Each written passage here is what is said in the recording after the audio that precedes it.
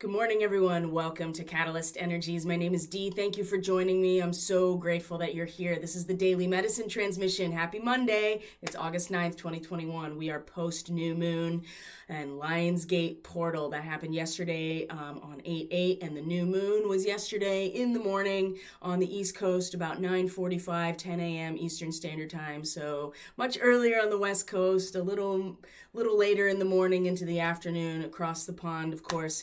And the time is now, my friends. The time is now. So welcome back. Welcome if you're new to this channel. Thank you for being here.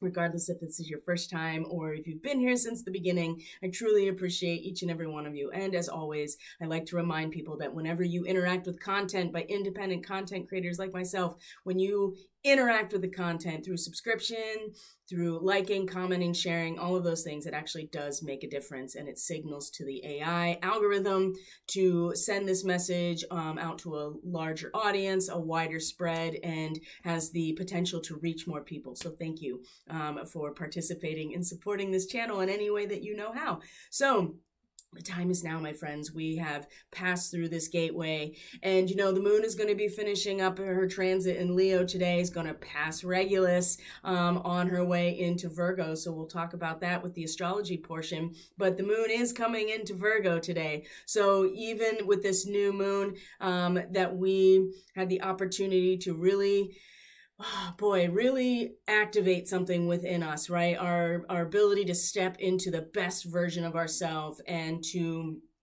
be, an inspiration and be a light within a context that creates a healthier collective, right? Leo is about the individual shining brightly from the core of who they are, right? The solar rebirth that is the Leo archetype. And this new moon really exemplified this, right? Set the stage for us to set intentions, to set seeds of growth within all of us.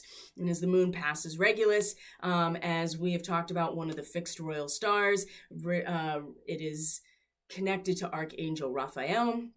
And blessings, right? Blessings, miracles, all of the good stuff that Raphael represents, the archangel of the East, of healing and magic, right? There is this mercurial element here with Regulus, even though it is in Leo. There's this element here of an individual coming in that doesn't seem like an angel at first. It usually comes in the guise of a human. So sorry, I have cats and they're shedding like crazy. And it's, even if you don't have allergies, just having cat hair everywhere in your life is a cause to scratch your nose and to have itchiness. So my apologies if that's distracting. So it's distracting for me too.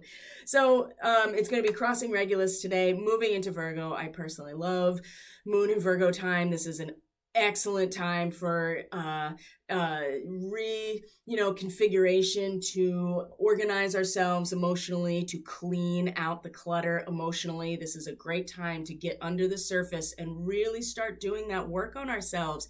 And granted, it is the moon in Virgo, so she will make her transit over the next 2 days and then move on to Libra. But guess what else? We have Venus in Virgo. We have Mars in conjunction with Alpha Draconis today, so I'm going to talk about that too. That's a huge Draco activation, very, very massive Draco activation with Mars there as well. And the moon will be meeting Mars by the end of today. So I'll talk about the Draco starseed signature as we get into the astrology, because I want to go over the reading first to really give us some inspiration as we move through not only today, but through the course of the week. So if you haven't checked it out, you can check out the astrology report for the new moon, Squaring the Circle. It's about the inner alchemy. And now it's time. It's time to initiate this process on an individual level. And it's one of those things where we have to have full faith in ourselves. We have to trust that when we shine forward in this fullness of who we are, the creative self-expression, the joy, the passion that Leo represents, that ultimately, especially with the moon crossing Regulus, what does that degree represent? It is the unsealed letter. Everything that we bring forward is meant to be shared and given over. And But we do have to actually get ourselves up to speed with the best version of ourselves if we want to have this translate over to a collective of sovereign, awake individuals that makes the, the impending age of Aquarius the awakening of humanity, as opposed to a transhumanist version of hell. So, and I do believe that is what's happening, right? That we are already on that way, and we have to go through the birthing pains. So I've been thinking about this quite a bit, and there's been different things coming up about the earth birthing us, and that seems pretty... That tracks with how I'm feeling, how many people are feeling. They're really struggling with sleeping. I personally am not having that struggle. I'm sleeping very deeply. I'm having incredibly vivid shamanic journeys and all kinds of multidimensional experiences. When I'm sleeping, I'm also doing my attunements right before bed. So that is probably a big part of it. So if you are struggling with sleep, and you haven't instituted a routine before bed that allows you to really, I would say, relax your body, get into a different headspace, bring those brain waves down to maybe a lower oscillation for just a moment, that it might help. A lot of people are talking about fitful sleep, waking up, like just not having sleep. And there's nothing wrong with that either. And it's, if you are sleeping deeply, it's not like you're not awake or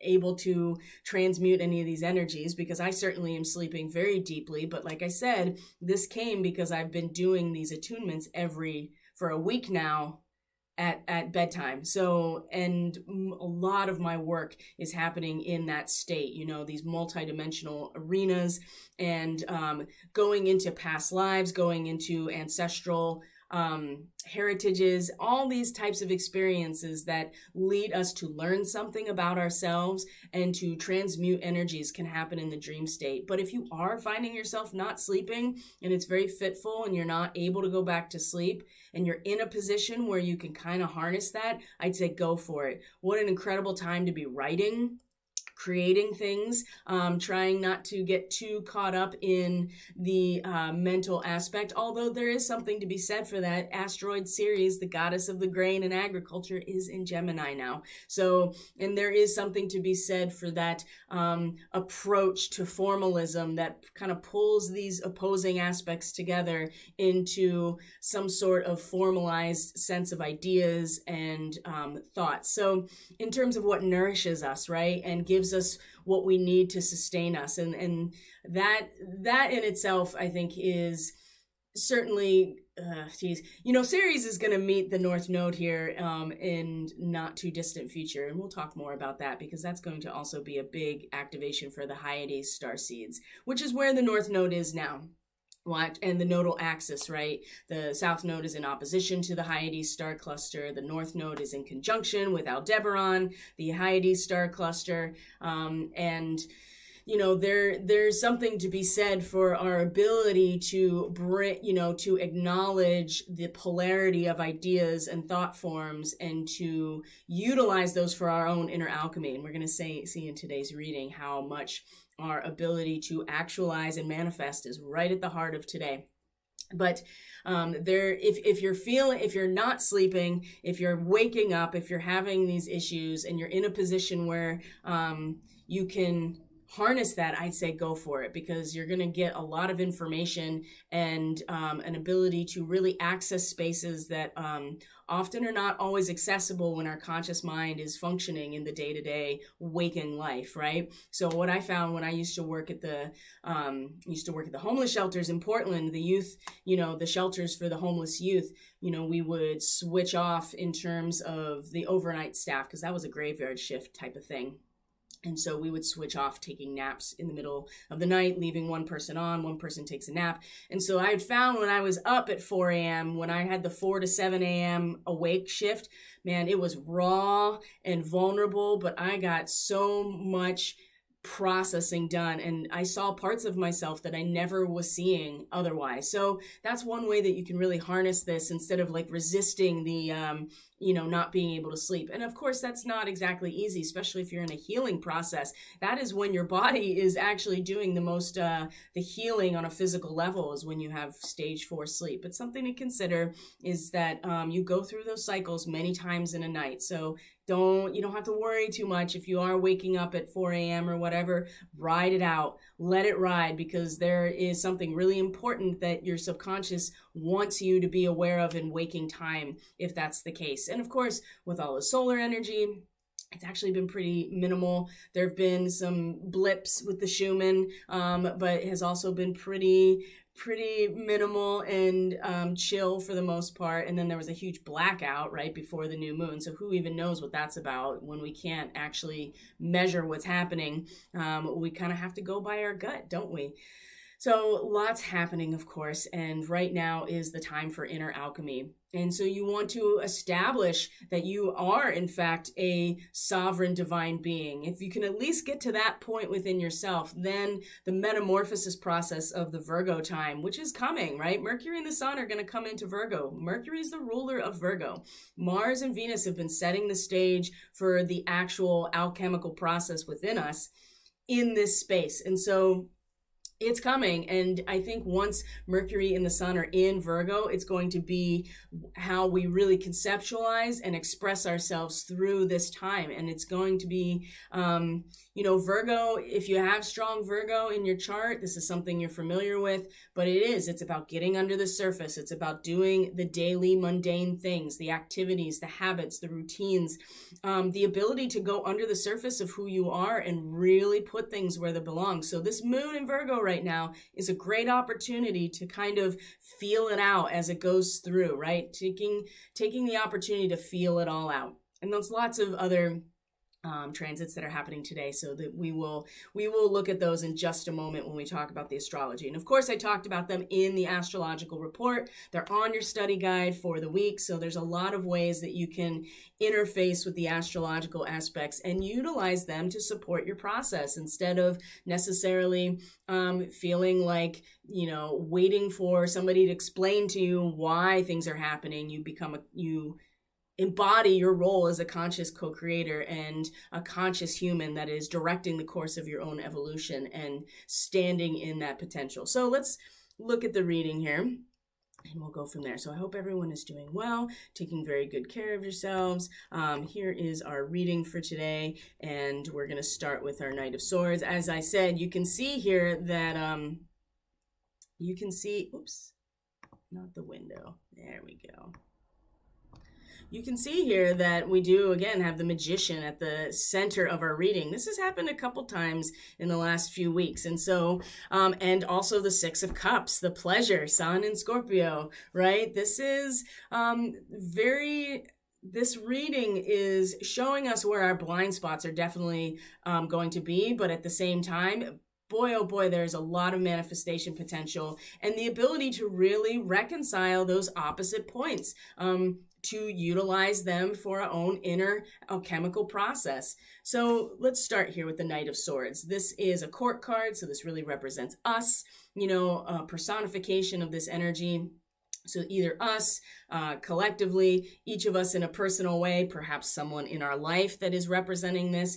And this is the transition from Taurus to Gemini, right? 20 degrees Taurus to 20 degrees Gemini is encompassed in this particular card, the Knight of Swords. So you can look at what this individual, this characterization is representing here. You have the knight, right? So there is the knight he's got these wings that is kind of like a helicopter propeller on the top of the helmet here. He's bared down, right? The horse is moving very rapidly. He's got two swords out in front of him. You can see the birds also flying. So there's this Pegasus kind of thing going on here, but it's not the horse that's flying. It's the individual, the knight on top of the horse that is really the one propelling with the propeller that's keeping it afloat. So this is the storm of the mind, right? The knight is the fire and the action oriented energy, and the swords are the mind. So this is the storm of the mind.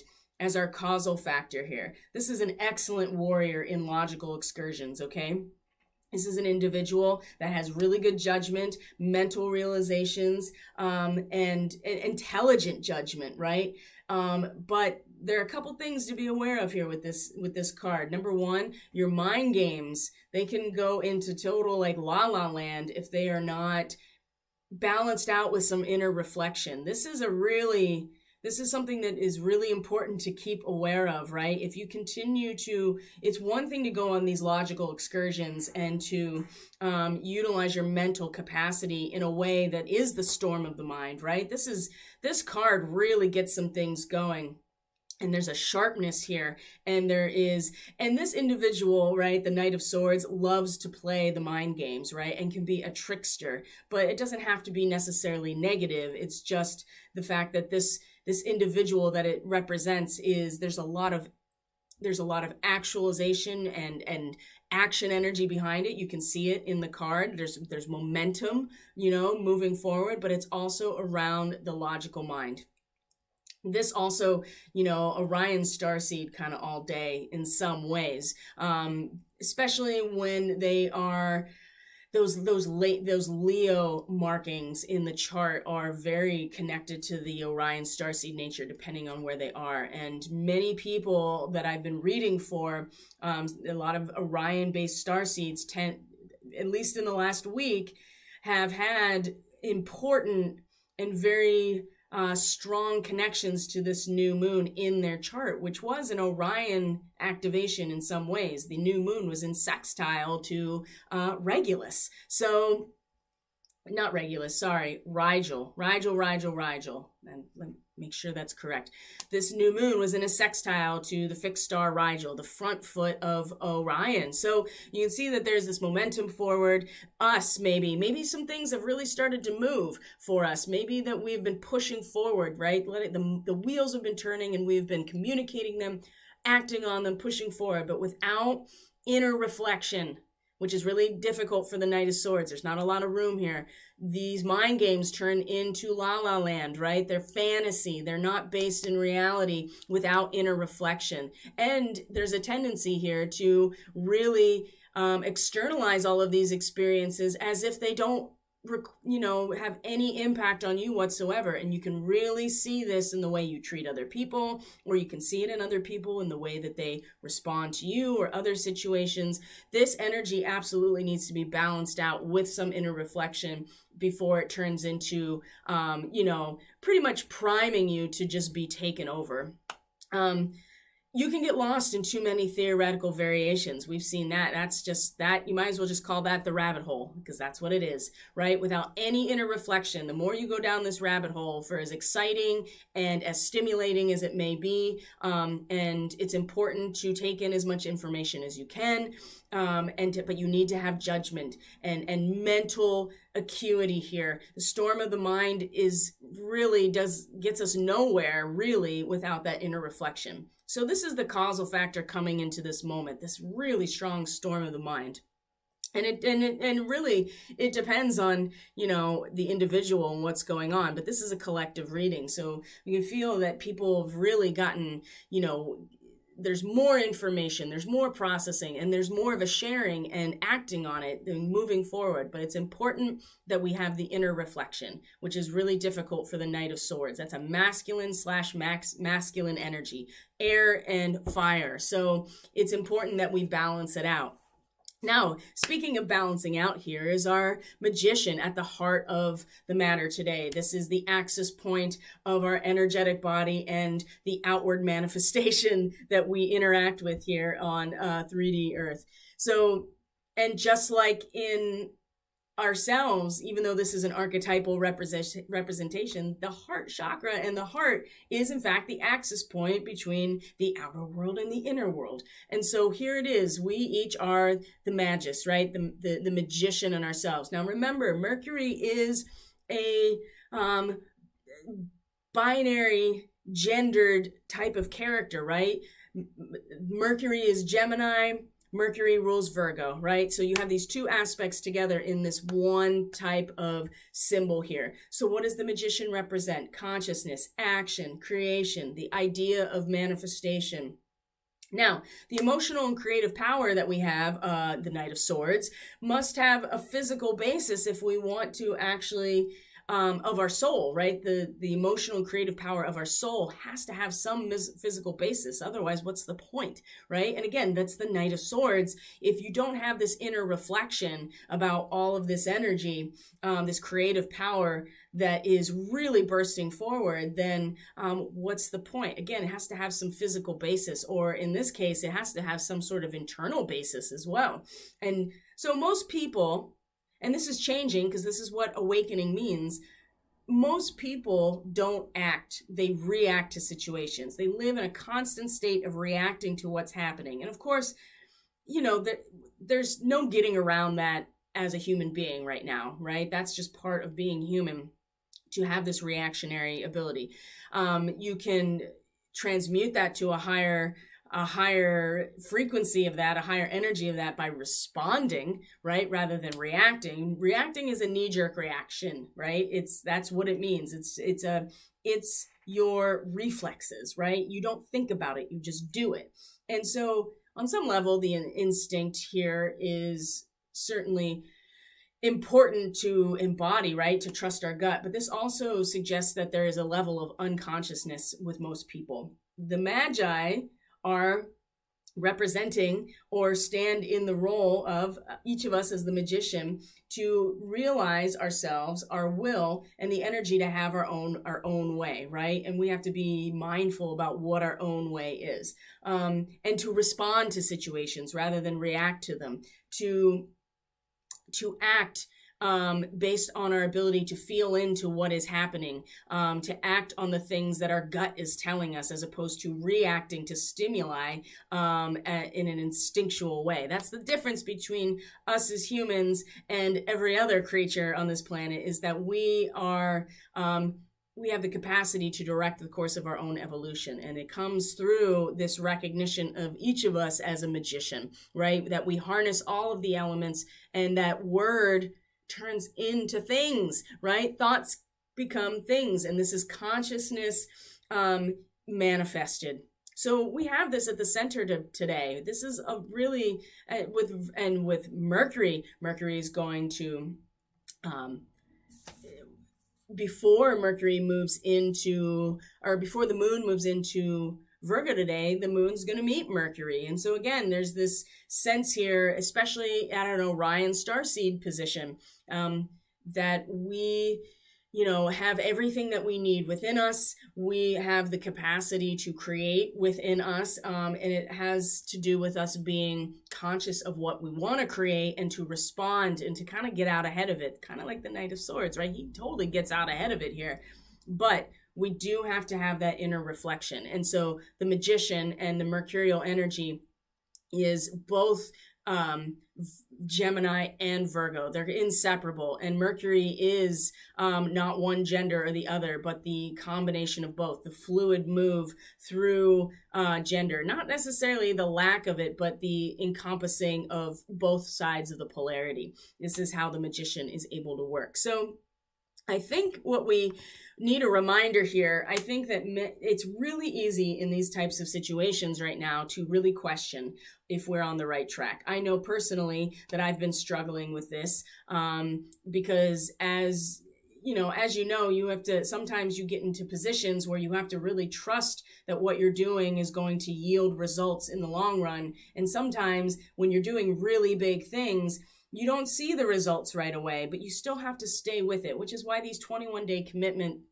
types of practices are really helpful for this, because it gives you a way to harness this without feeling like you are, like nothing is happening, right? Because you are staying true to what you're doing. You know what the steps are to set the tone and the stage within you. So under the surface here, I think there is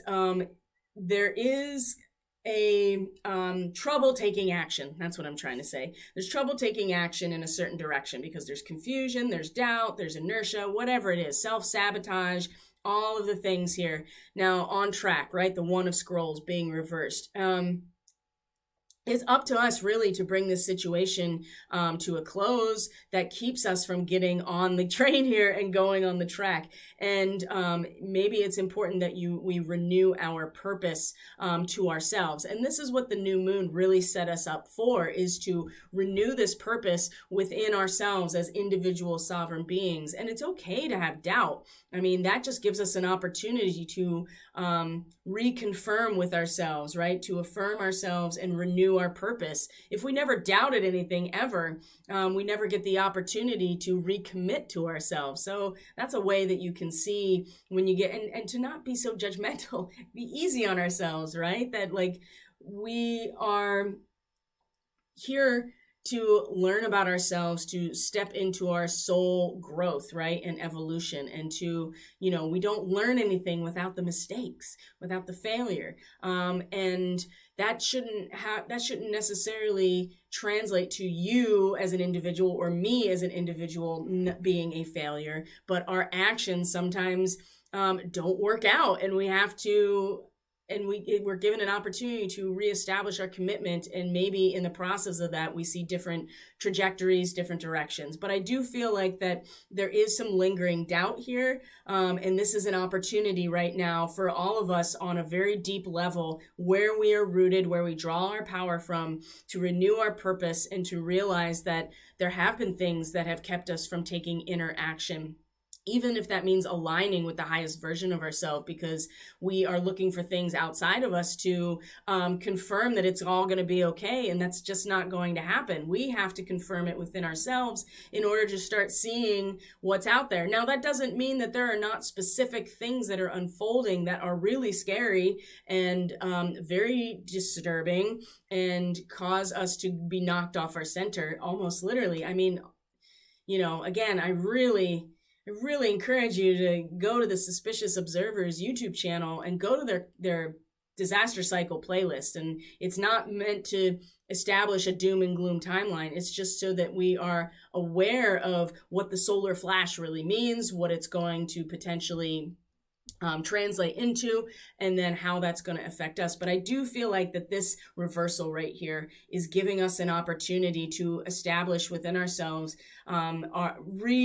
renew our purpose, right? Recommit to ourselves. And there are going to be aspects that come to our awareness today that will establish that link that we get to see, our link between here and our higher self. And if you watched or listened to the astrology report for the new moon and the squaring the circle, that is the inner alchemy. And so part of that is establishing that link, right? Or at least realizing that link exists in the first place. And if we can do that, right, the rainbow, the covenant that is established between our higher self and our material self, when we can find that, when it's established for us, if there is some measure of symbol here, and you're going to see this with Pueo, right, that we have to be open to the messages that are being provided for us to give us signposts and hash marks on the trail.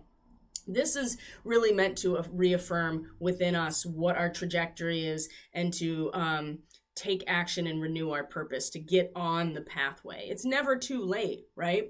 There's always room for course correction, and there's always room for redemption. And we, the more that we can acknowledge this and establish it for ourselves, I think the better we're going to feel about things, and the more empowered we're going to feel within ourselves.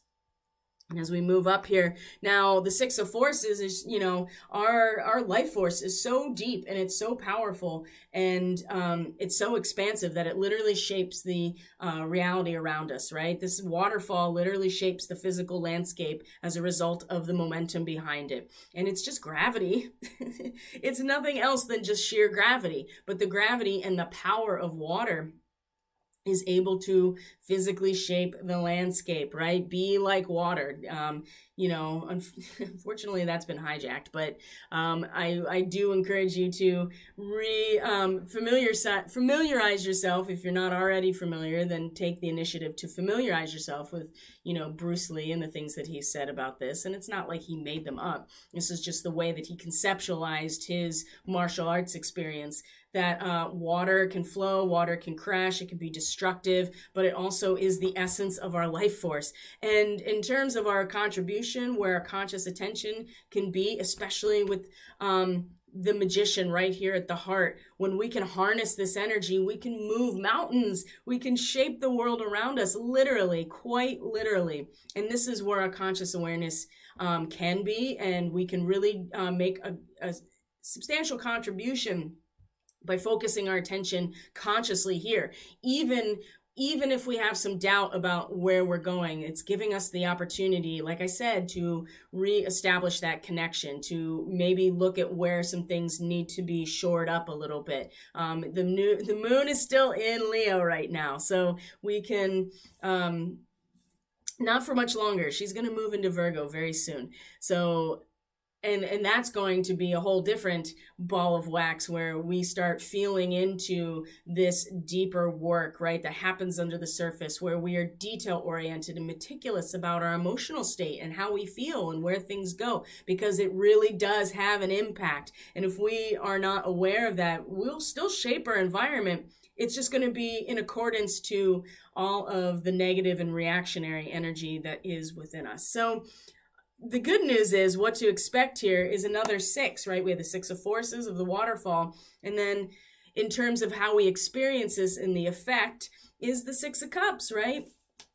The combining of the contrast, the reconciliation of the opposites, right? The deep emotions that have passed through the depth of pain and fear in order to enjoy harmony and devotion. The 6 of cups is pleasure.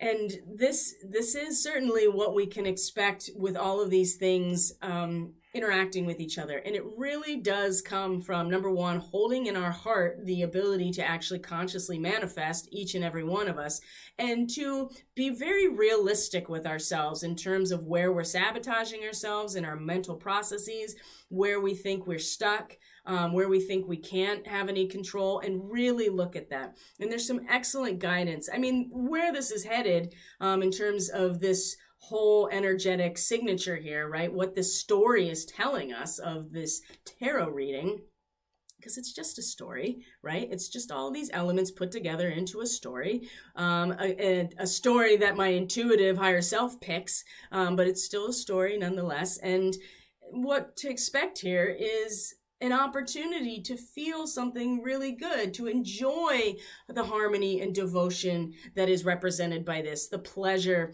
of all of these cups being filled and being balanced. And you can see in the background that it's still kind of gray and a little bit choppy back there. So it's a momentary aspect as well, because you know that once it gets to the 7, even though the 7 is in fact that divine number that allows for the incoming of the divine, it also is that moment of tower, right? The tower in the tarot is 16. 1 plus 6 is 7, right? It is the tower moment of destruction in some ways that allows for the divine intervention. But we have this moment emotionally here where we get to feel the pleasure of all of the pain and the doubt that has come through. So there's a lot to look forward to, but it really has a lot to do with how we conceptualize our own power of manifestation, and how much is really behind our emotional content and frequency. Boy, it's so powerful. This is why if you keep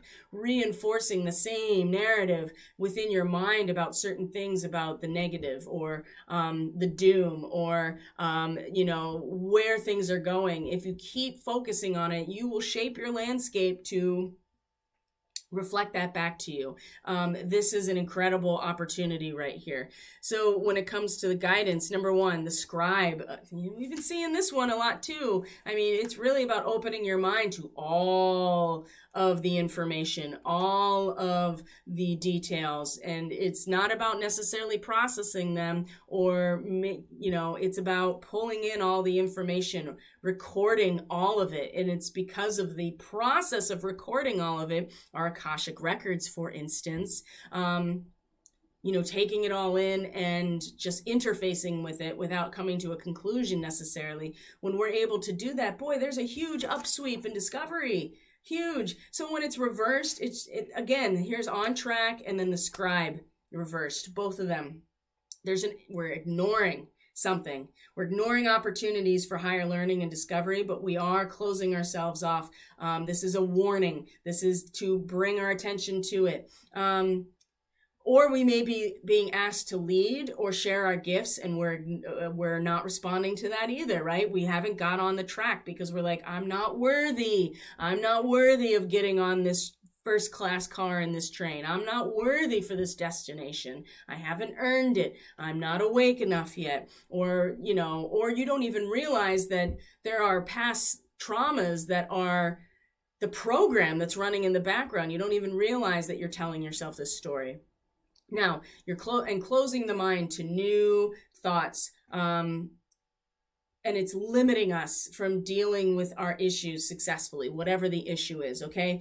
So it's important that we, again, stop holding ourselves back and open our mind and keep opening it. That's the thing. Once we think we know what's going on, that's a really good indication that it's time to stretch the container and allow more in, because I guarantee you that our conscious ego-based mind is brilliant as our nervous system and our quantum computer that is our brain. I guarantee you, if you think you know what's going on, that's a really good indication that it's time to stretch the container and allow more information, more light to come in. And that's happening naturally, right? The sun is naturally doing this as the solar cycle 25 of solar maximum is ramping up and ramping up. It's going to peak October 2024, which is so auspicious and I mean, this is when Pluto, right before Pluto goes into Aquarius, right? There's a lot happening at the end of 2024. Not to mention the fact that if we even have a presidential election in the United States, it'll be right before that as well. So it's time to let more in. And then here's Pueo, the Hawaiian owl. Your ancestral spirit guides are offering you guidance, so pay close attention. Pay close attention. Inspiration, protection, wisdom, knowledge, let it in, right?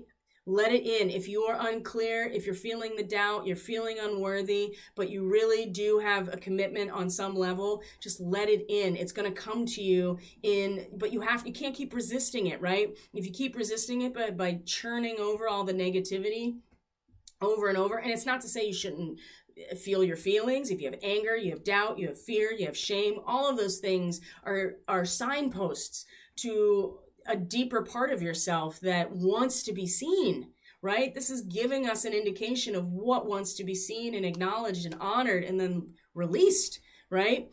And so you'll get it. I mean, all kinds of synchronicities. You hear a certain song on the radio, right? You see a certain animal at the time you're having a certain thought, or multiple times, right? You get actual clairaudience, right? If you're one of those people, any of those types of, you getting a download of information, right? Clairsentience, you're all of a sudden just or claircognizance. I have that a lot. That's a very Arcturian type of energy too, is the claircognizance. You're like, I just know, right? I just know because I know. That's also a big kind of, download type of energy. It's like, I don't have any reason to know this, but I do now.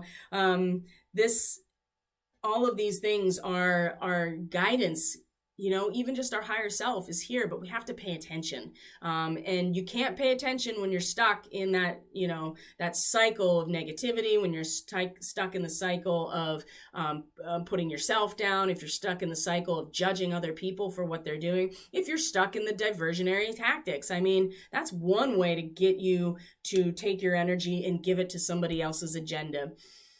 Oh boy. But so it's important that we pay close attention because we're getting so much right now that and that's why I said, if you're having trouble sleeping and you're in a position where you can kind of let it ride, do it. If you're awake at 4 a.m., 3:30 a.m., and you can't go back to sleep, sit down and start writing, right? Sit down and start meditating. Sit down and listen to a sound healing. That can really help, because not only will it put you back to sleep, but it's going to instigate that shift in brainwave that your conscious mind really wants, right? This is why you're waking up at these times.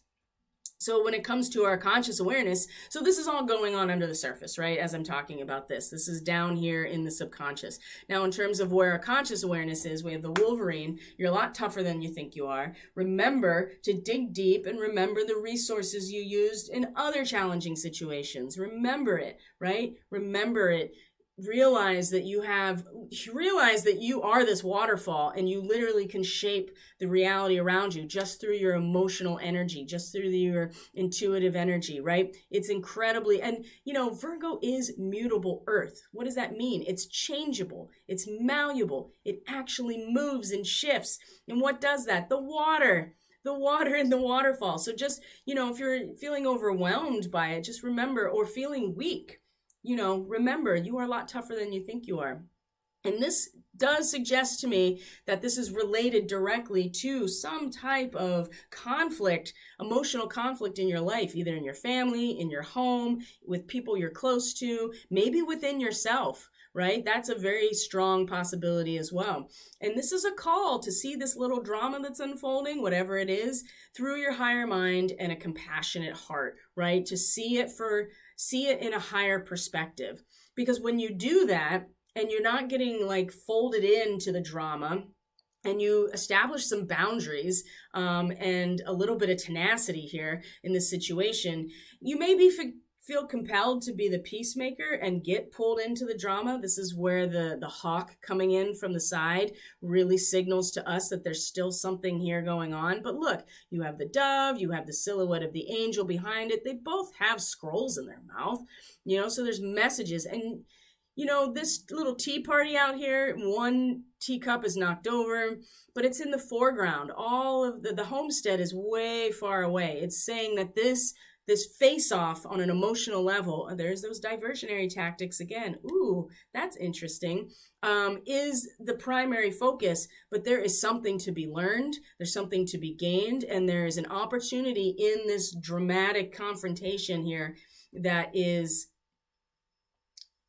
expressing itself as a conflict in an emotional way, whether it be within yourself, with family. And I mean, this is happening a lot, and has been for a while. It's letting us know that there's something to be gained from this, and there's something to learn from this situation. And maybe we do step into a role as peacemaker. But it does feel to me that if we've confined that role of peacemaker within ourselves, and we have the tenacity and the toughness here to step into our power and know that we don't have to just get taken over here by the drama. Again, it will really assist us in this process here, or this awareness, this conscious awareness that we shape our own reality through our own emotional intensity. Oh, I mean, it doesn't get any more obvious than that. So let's move on to the astrology for today so that we can see what the heck's going on in all of this in the skies. Oops. Okay, here is our chart for today. It is August 9th. All right, guys. So I know I get really passionate about it, but that's because I get passionate about it. And there's, it says here that Gaia is split in two and Captain Planet is the glue. I'm not sure that I believe that Gaia is split into two. I mean, everybody's got their own conceptualization of what this is. Humanity is split in two. That I would definitely agree with. Humanity is split in two. And the planet has already made her ascension, right? It's and is well on her way. It's whether or not we come along as her inhabitants that is really split in two. But that's just my personal opinion. Everybody's got their own conceptualization. And maybe, that's the thing. It's like the bifurcation, we can get really hyper fixated on that as the bifurcation, as that two of roses, and get sucked into the bifurcation. And I just think that it's important to maintain an awareness about it, but I can see how this is being used against us too, because it keeps us from actually alchemizing and utilizing it as a integration point. Because that's what we really need right now. And which is really difficult considering that the Rahu in the North Node is in Gemini, which is, seems like the polarity is separate, but the real trick about it, and this is where the magician comes in, is the knowing that they are in fact the two sides of the same coin. But we utilize the separation or the duality as our means for coming back together in the first place. So it does, in some ways, it feels kind of counterintuitive because K2 or the South Node is in Sagittarius, which is about the integration. And this is where asteroid Juno is in conjunction with K2 and Antares. So, I mean, we can use this again as the momentum moving forward. We've been here, we've done that. We've collectively on a soul level have mastered this energy. So we can use it as momentum moving forward as we navigate some difficult territory that gives us the perception that things are separate, but really it's just the opposite charges that are a necessary precursor to creation of something new. So, that's just an aside because I saw that you don't see it here, but I'll show it to you. Hold on. Where did you go? There we go. You can see it. There it is. Gaia is split in two. Captain Planet is the glue. So, oh boy. If you watch Rick and Morty at all, the new season, there's an episode about this, about this dynamic, actually, that was pretty remarkable and very, I thought, wow, it was very insightful for as much as Rick and Morty is actually incredibly insightful, as crude and disgusting as it is. And if you're into that humor, that works out well, I guess. So here we are, August 9th, 2021. Here is our chart for today. So, like I said, the moon is now coming into Virgo. She's in her last degrees of, well, let's see where she is now. Oh yeah, as of now, she has moved into Virgo. So let's go back a little bit and kind of interface here with what was going on much earlier in the morning or last night, depending on where you were. So now Mercury has moved way past the sun, and you remember the Cazimi. So now Mercury has moved past the moon, and Mercury came into a conjunction very early this morning, late last night, depending on where you were. And this particular degree that the moon and Mercury came into a conjunction with has to do with having the self-sufficiency in the face of a long and exhausting adventure, right? The Sabian symbol is a large camel seen crossing a vast and forbidding desert. This is a great time, if you are not familiar with Dune or the Dune series, or if you are, maybe to reread it. I did see a trailer. They have remade Dune and it looks spectacular. I am really looking forward to actually seeing it. If you've seen the David Lynch version, oh my God, you have to really be into David Lynch, I think, to really enjoy his version of Dune. But there's so much there that would be worth revisiting, but it just, all this desert symbolism really is coming forward with that in particular. But the moon meets Mercury, and it's letting us know that again, we have everything we need. And what is a camel? It stores all of its water. Plus, it has all these other fail safes in its anatomy, a camel's anatomy for large sandstorms and surviving in the desert. Right? It has the nostrils will close, and it has that, there's a name that I know what it is too, and I can't remember, but it's that translucent eyelid. It protects from, abrasions on the actual eye itself while the camel is moving through the desert. But a big one has to do with the fact that it stores its own water. The emotional aspect is within us, and we hold it within us. And in this conjunction with Mercury at the same degree here, it's letting us know, it's like the magician is going to be able to access those resources within us that the moon is letting us know exist within us, right? This connection here between the moon and Mercury meeting each other and activating. And remember, the moon rules Cancer. Cancer is right after Gemini, and I talked about this on my star. I think I'm going to post it now on my platforms, my presentation about the Orion star seeds, because Orion and then Sirius, right? Orion and Gemini, or Osiris and Isis. Gemini and Cancer, these two things are inseparable because the magician and the high priestess need to come together.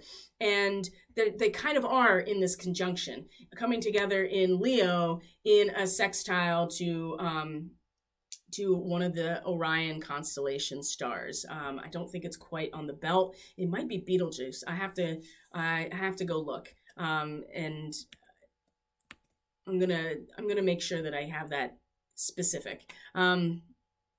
But they come together. And so again, the heart of the matter today with the magician, Mercury, everything that we need is like within us, and Mercury is able to utilize these inner resources that are very accessible and palpable in meeting the moon at the same degree today. It's like we have everything within us. We have all of our resources, and it gives us the ability to make what will feel like a long journey, especially the more we go into Virgo, because there's so much patience that needs to be brought to the table. And not to mention that Mars, we'll get to Mars, but it's in conjunction with Alpha Draconis. And that also requires a certain amount of patience in terms of our inner resources. So, and we'll get to that because the moon's going to meet Mars today too. So moon is doing a lot of work today, which is our inner landscape, how we feel about things, and our ability to adapt to the environment is making a lot of connections today. The moon is then made a quincunx, as you can see here, made a quincunx to Pluto retrograde in Capricorn. And so we've talked about the quincunx on the new moon report. It is the process of squaring the circle. The quincunx is the square peg in the round hole, or vice versa. And it is the adjustment through a intentional alchemical process that allows for us to actually find that unification. So the quincunx is always an opportunity for alchemy, and it does represent number 7, which again is a divine number. So again, we'll feel within us, the covenant.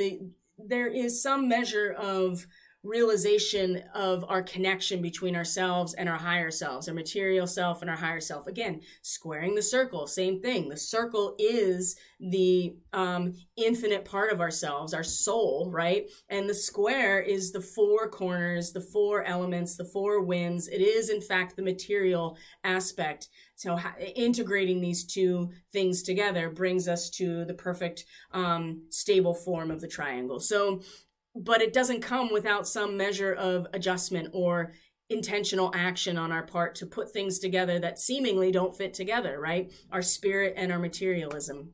So this quincunx with Pluto, which is, pulling back and excavating so much of our matrix of reality to show us the underlying channels of emotional energy and water that moves through and underneath us that we didn't even realize was there, especially with the retrograde, really pulling it back. And Pluto, being the agent of our transformation, has to destroy some things before that can even happen. And so the quincunx here that will force us to adjust, or we can intentionally do it through our own inner alchemy, is that we're going to see feel some sort of evidence of this link, and the adjustment is going to come when we have to face the incredibly destructive power of Pluto, of that security of the square part, right? That is the material reality symbolized, right? And just like that 4 discs, right? That is that square, the power of the sun in Capricorn, for instance. Same thing here. So we're going to feel the link within us, and we have to utilize that disconnect or that inconjunct to actually participate in this alchemical process of the Philosopher's Stone and Pluto, right? The excavation that Pluto represents on an inner level is going to provide that. And then Mercury comes along and also is a quincunx. So bam, bam, the moon on an inner level, and then Mercury on a conceptual level. Our magician is also going to meet that same point. So not only we're going to feel it, we're also going to conceptualize it in some way, manifest it perhaps. Also in a quincunx to Pluto. You can see them both right here in this quincunx, this green line. So before the moon came out of her transit of, where are you, my friend? There you go. After she came out of her transit of, or before she came out of Leo, sorry. Oh my gosh. She was in an opposition to Jupiter retrograde. So Jupiter retrograde right now is in this position in Aquarius that represents the butterfly emerging from the chrysalis. Now, the thing is that Jupiter is retrograde. And so that means that when it comes back direct, it's going to cross this point, moving direct. And I think we're going to find ourselves actually emerging from the chrysalis in a much more direct and outwardly way. So now we're kind of, it's almost like, even though it's retrograde, right? So Jupiter is expansive. Jupiter is benefic. Jupiter has all of this fortune attached to it, right? Jupiter is an advocate and a representative, right? Jupiter represents us when we are following the collective value system, right? Jupiter is, is the defender, right? And so this retrograde is establishing this expansion and management and advocacy within us, right? And allowing us to see the potential here of us coming out of this chrysalis later, right? We're just kind of like going into it and feeling into it. Now, the opposition with the moon in Leo, now remember, Aquarius is about the collective, not the individual. Leo is about the individual. And so while Jupiter is going through this process of the collective, right, of the collective nature, the moon, how we feel and adapt, is crossing over this point in opposition on a personal level where we are feeling this really strong urge to bring into form something that has been unconscious, right? And again, this goes back to that, the reading where we are the one of scrolls being reversed, that we are off track in some way, or we're not fully actualizing some part of ourselves. We're not getting on the train necessarily. There's something holding us back. But now we're feeling, this, and, this has already happened, this opposition, feeling this incredible urge to rebirth, right? And it's something that is in our it's in our subconscious. It's under the surface. It is something that is unconscious. It's almost, and it's like a mermaid coming out of the ocean, right? And so there's that top half of the mermaid that is human form, and then the bottom that is still very much has the body of a fish, and is still meant to be functioning within the collective unconscious, within the ocean of consciousness. But there's something coming out of it now, and we feel it. But here's the thing, that opposition to Jupiter that is like, well, we're coming out of a chrysalis eventually in a collective sense. And so you can feel the tension here, because we're not ready yet, but we can feel it. We can feel it start to emerge and surface before we come at, on an individual level. Each of us is feeling this on some level of this rebirth of coming into a human form, into actualization, into allowing that movement of divine energy, the Kundalini activation, to move through us and bring it into an actual form, which it's going to, when the moon comes into Virgo, that's where we start to learn the lesson of form, right? It can't stay. What's the point? Just like the magician, it needs a physical basis in order to actually be of any value in this realm. And this is where we're going to learn, as the moon moves through Virgo, we're going to have a very direct connection to what that means, and why we have to be responsible about what it is that's actualizing and coming to surface. It's just that opposition is creating a tension because, the collective is also emerging from that chrysalis into a completely new form, the metamorphosis. The thing about Leo and this particular degree is that there's not necessarily a metamorphosis of the individual. It's just a surfacing of what's already there. Whereas Jupiter is much more expanding within us the complete metamorphosis on a collective level. But these things are inseparable, which is why the tension. And then the moon moves into Virgo. And that's where we find ourselves right now, is the moon in Virgo. So we'll show you here. And so what to expect? First of all, I would say the first thing that's going to happen is that the moon is going to square asteroid Ceres, which is in 2 to 3 degrees of Gemini. So while we're feeling, our guardian angels around us and the strength, that is really a representation of the strength that we build within, right? That there's invisible protection, but it's the result of what we are cultivating within us. In square to Ceres, that is in 2 to 3 degrees Gemini. There's that mutable square, right? We can't completely drop off and necessarily just give it all over to this invisible help or these guardian angels, or somebody's going to come in and sweep through and take care of it all. The square here is that Ceres, one of the things that she is providing in terms of sustenance and agriculture, even in the midst of like a cyclical type of seasonal cycle, right? Because that's how, at least in the hemispheres, as you get away from the equator, right, there are seasons that dictate the growth period. It's not that it's the friction, right? There's part of us that we need to acknowledge that form and that strength within us, right? The guardian angels that we identify, which is really just an expression, an outward expression of that energy within us. The square here is that we still have to utilize our mental capacity here and really learn to use it in a way that, these logical and rational forms in order to provide some sort of mental structure. And Ceres in Gemini in general feels to me like working with the duality and the polarity as part of a growing cycle, as part of a necessity and there's communication that's there, right? There's a lot of communication.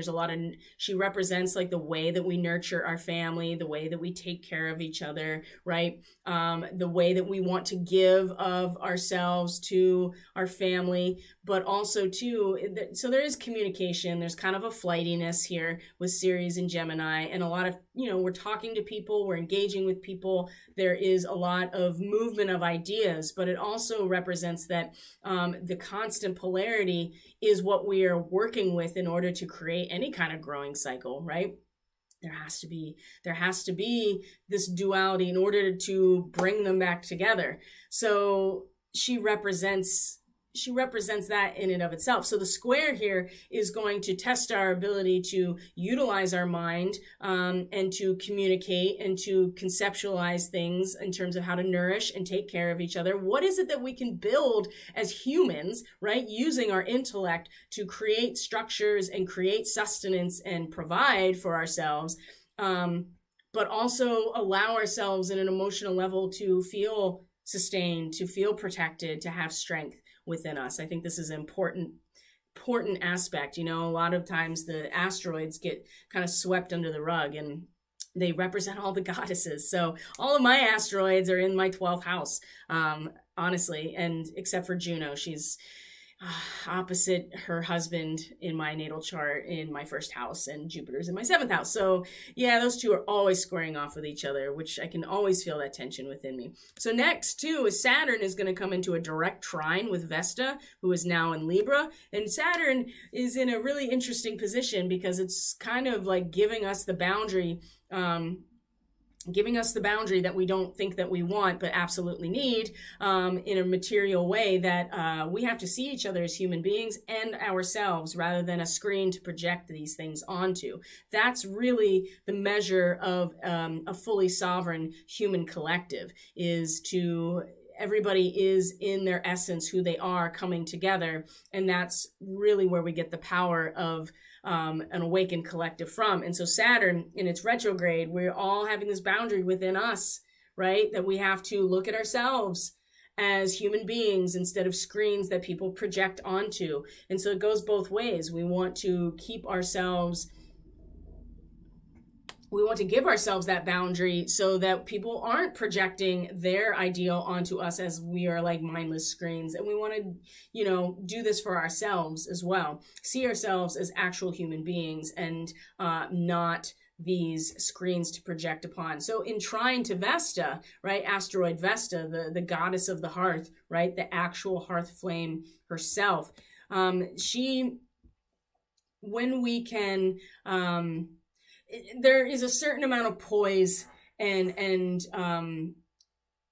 calmness that we can see this about when we kind of are able to, rally around in some ways this hearth fire, right? The hearth fire is the spark at the center of the community, at the center of everything, right? And Vesta, she's at this position now showing us that after we kind of get through these like rapids, basically, that we need self-control and poise to reach this inner stability. And so again, inner revelation that's brought about by dramatic confrontation. And now we can meditate upon it. And this is in a beautiful connection to Saturn. Saturn has a very Libran quality to it. And if we can use the so we come to this inner revelation that we are human beings and not just screens to be projected upon, and vice versa. We set that boundary within us. We allow it to give us some structure and some form and some security here. And then we, maybe this was a difficult realization for us. Maybe there have been dramatic confrontations, and with all this Leo energy, I mean, that is drama, right? Leo is drama. And so we have these dramatic confrontations, and now we can meditate upon them in the calm waters of the mind, right? And then we can, instead of getting all, reacting to maybe a very strong, it's, how do I say this? You just can't get around Saturn. That's just all there is to it. It's like dad putting the foot down, right? It's the judge banging the gavel. It is the letter of the law, and there's no getting around it. Just like the physical material reality, there may be more beyond that, and that's part of our spiritual work, but we still have to contend with the fact that we live here in material reality. And in Aquarius, we have to accept that there is something palpable and formed even in the unpalpable energy of a collective. But there's something here about having a calm mind in order to reflect upon this dramatic confrontation that is finding a lot of traction with where Saturn is right now. So I would suggest really taking that for what it is, because it's a beautiful opportunity. It's not an easy one. It's like, take your medicine. It's bitter, but at the same time, if we can keep that calm mind, we will see some things we will see things for what they are. That's basically what I'm getting at, rather than what we project onto them to be. And that seems counterintuitive, right? It seems counterintuitive to all of this talk about how we create our own reality. And that's true, but we have to see what we've created so far so that we can know how to do things differently. We need to see that we are treating each other as screens to project our bullshit onto, and vice versa. And when we can take ourselves out of the drama of it, just like that Two of Roses, and really see it for what it is, and have a calm mind, and really allow this position of Vesta to be, we can have a calm mind if we are kind of rallying around the central point here, which is the fire at the center of the community. It sustains all of us. We can really make some big strides today, and as we're just coming off the new moon. And so the gateway is still open, right? I mean, the moon is still very dark, even though she's moved into Virgo and away from her position in Leo. So let's see what else is happening today. There is a lot happening today. Of course there is. Venus opposes Neptune. Oh, there we go. That was a big one too. So here's Venus in Virgo in her opposition to Neptune retrograde in Pisces. So Venus is, the goddess of love, or Prometheus, right? It's got this distinct solar feminine energy, but it's expressed both ways in masculine and feminine as well. So we have this strong opposition today, Virgo Pisces, and with Venus, right, about what we love, who we value, what is harmonious to us, what we're sensitive to, our resources, all of these things. We are being challenged to learn to tame these vital energies in the face of Neptune, which is basically dissolving everything around us in order to substantiate and to give of ourselves, right? When we dissolve everything into the collective, then we are able to fully give ourselves to the substantiation of some sort of conscious ideal, right? And so, but if we don't want our unconscious desires to be manipulated and utilized for somebody else's substantiation, it's important too that we allow ourselves to find that balance and to tame these vital energies, like a lion tamer, for instance. And so Venus, in terms of our relationships, projects, and resources, right? That aspect of us that draws to us what it is that is valuable to us. It's also, we don't want to get ahead of ourselves, and we certainly don't want to give over all of these vital energies to somebody else, to somebody else's substantiation. We want to tame them so that they can be utilized exactly the way we want them. And this tension and this opposition today is going to give us an opportunity to find that balance point, so that we're not totally holding back, but we're not also just bleeding over into somebody else's substantiation of our a substantiation of our unconscious desires, which is what happens when you don't acknowledge what's going on in your subconscious, right? Or in the collective unconscious either. This is, and there's no veil when Neptune is retrograde like this. It's very much on the surface for us to see if we choose to look at it. That's a really big thing to consider. We have to choose to see it. Otherwise, it's just ignorance, right? When Neptune's direct, it is way foggier and it's a lot more difficult to see what's going on. When it's retrograde, the fog clears within us and we have a much clearer view for the time being. So this opposition with Venus and Neptune is going to give us the ability to tame, but also utilize those energies for substantiation consciously, right? And without just letting it go. There's a patience that is necessary for this position in this opposition today. So, and then the last piece is that the moon comes and meets Mars at Alpha Draconis. And this is a good place to wrap up so we can talk about the Draco starseed stuff, because this is in direct opposition to the Draco and the Draco starseeds. And this actually came up in a personal conversation with another person and their channeling experience, the Draco coming through. So to have Mars here, have the moon meet at Alpha Draconis, this is pretty big. And Mars wants to act, okay? Mars wants to act, especially in Virgo that is mutable earth, and so there is an action in terms of our analysis here, but it requires analysis based on intuition. And the ego is here to protect us, right? The ego here is here to protect us, and that's what Mars's job is. It's the divine masculine. It's the thrusting outward of our actualized subjective experience, and it does protect us because it's always thrusting forward. It is about penetration, and I know that that's like hypersexualized, but this is just what the archetype is. And so our ego thrusts forward, and actualize itself by moving forward, having that cardinal momentum of action behind it.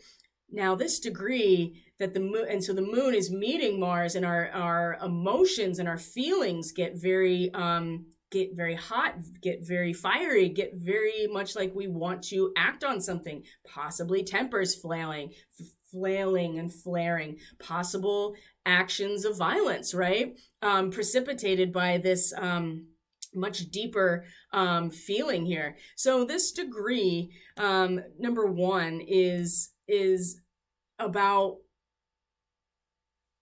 it's about waiting and about patience and about the space in between things, which is very difficult for Mars, okay? So in some ways, the moon at this position is really going to assist us because the moon is the infinite space within us, right? And so when we talk about, first we'll talk about Virgo in this particular degree, and then we'll talk about the Draco, and then we'll end it for today.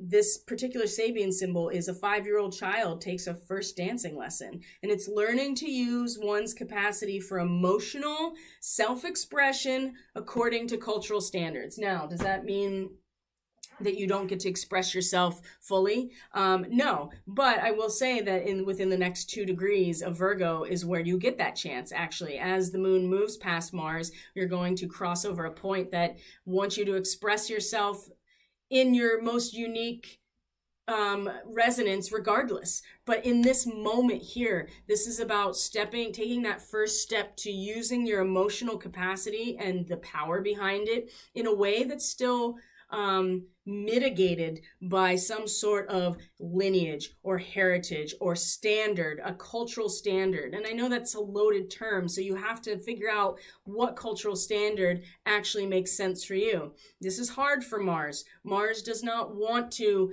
be in the space in between and execute or exercise some sort of patience, right? Does not want to acknowledge the space, but the moon is the space. And so the moon can actually help temper some of this if we see it that way. Otherwise, it's going to actually work against us, and we're going to be like, gotta act on, temper, like I said, tempers flaring, emotional aggression, right? This could really turn into like really acting out.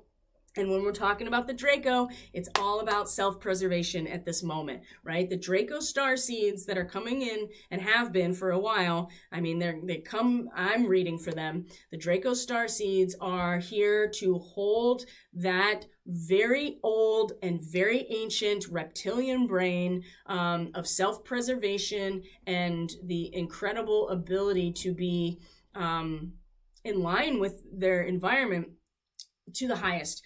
It's the serpent medicine of the Kundalini, right? When the Kundalini is released and it is within a vessel that is divine, right? When you realize that it is divine energy moving through you and will act in accordance to the divine law, and you allow it to be such, the Draco have incredible capacity here, okay? And this is going to activate. And if you can realize that there is just as much power in the internal stillness, silence, patience, darkness of Virgo, if you realize that there is just as much power here as there is in acting on it, it's going to be, your Mars is going to be better off for it. Mars right now is going to be better off for it, okay?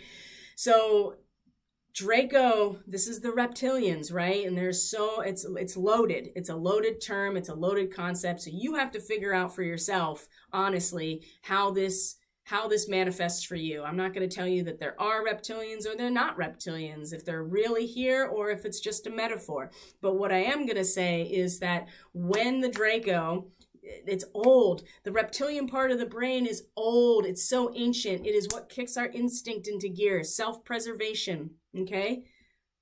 I mean, think about the Gorgon and Medusa.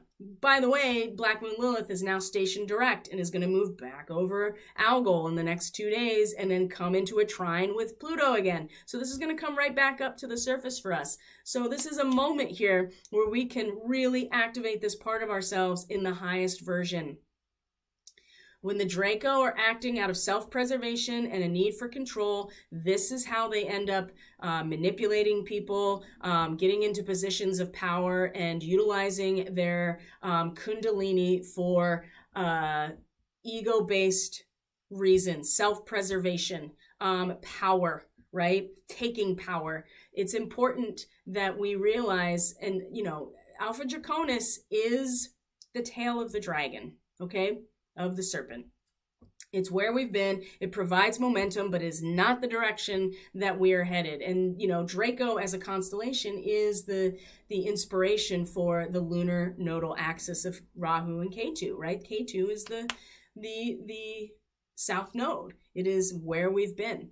So this moment here is incredibly important to realize that if we can really harness the space in between, under the surface, if we have patience, if we can utilize this Draco signature as the highest version, rather than to use to overpower or to feed our ego consciousness, boy, man, we are going to shoot forward big time, right? Because that's where Mars is. But we have to have this emotional and intuitive realization of this, and the moon meeting Mars today is going to allow for this, and it might be very powerful within us. We might feel like the water within us start to boil, right? And boil over. It absolutely can boil over, but boy, what are the alchemical possibilities with a pot of boiling water that is not boiling over,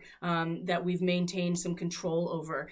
Steam is going to turn a turbine and create electricity. So different ways to think about it. But one thing that's important to realize, well, a couple things, is, again, the Draco star seeds. That doesn't mean there's anything wrong with you. The reptilian nature in and of itself is not evil. Okay.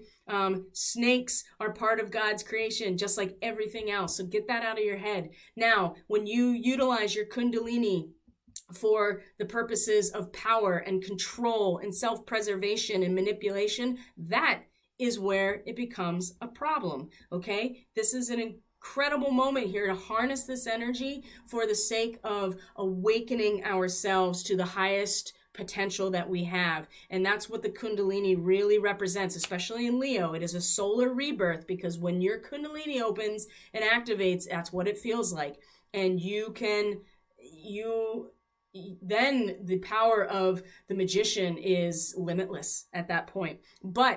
And it's still able, you're still able to create and manifest, but that all depends on what's happening in this space right now. And I really advise people to take it very seriously and to do that work within themselves, and to be willing to face and confront those parts of yourselves that you want to change, okay? Instead of ignoring them, judging other people, or just not acknowledging that you have anything that you need to work on, because that's an endless process. But this is how, when we commit to that process, then it ripples out and manifests out in our reality. And there's so much potential for today. We really do have the opportunity to really feel the harmony of the reconciliation of opposition through that Six of Cups. That is, it's really beautiful today. And don't miss it, right? Don't miss the opportunity. The time is now.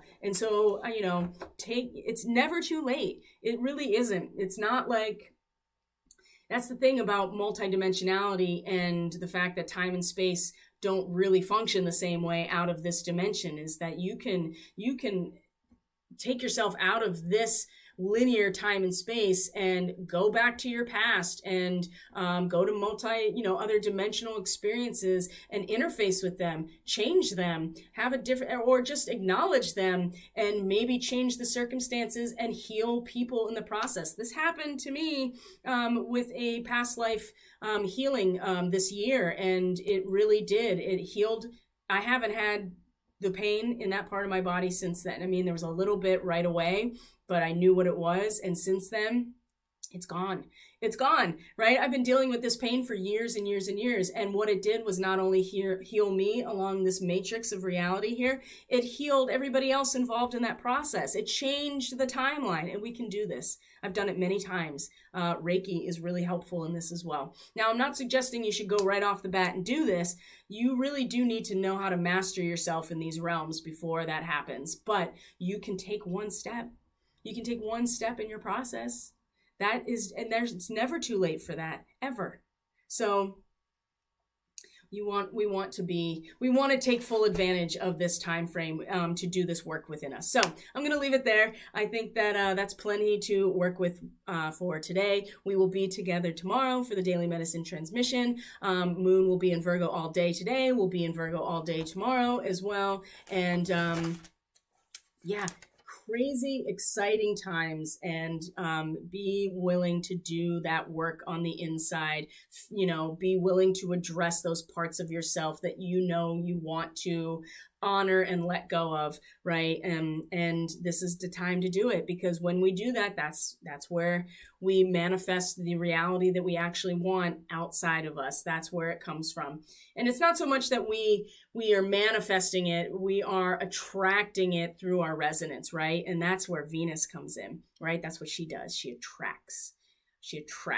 She's like it's magnetism, right? Magnetism is the result of an electrical field. Magnetism is opposite charge attracting each other. Okay, that's why the reconciliation of opposites of the 6 is so important and represents harmony, because it's the reconciliation of opposites in a very intentional way. So I love you guys. Thank you so much for being here. I truly appreciate each and every one of you. If you're interested in a reading or energetic support or healing attunements, you can book through catalystenergies.net. That's in the description box below. You can follow my daily updates on my 21 days of attunements on social media, either Telegram or Facebook, also linked in the description box below. And of course, you can feel free to reach out through email. That's in the description box below as well. And take very good care of yourselves. We will be together tomorrow. Have a great day, guys. Bye.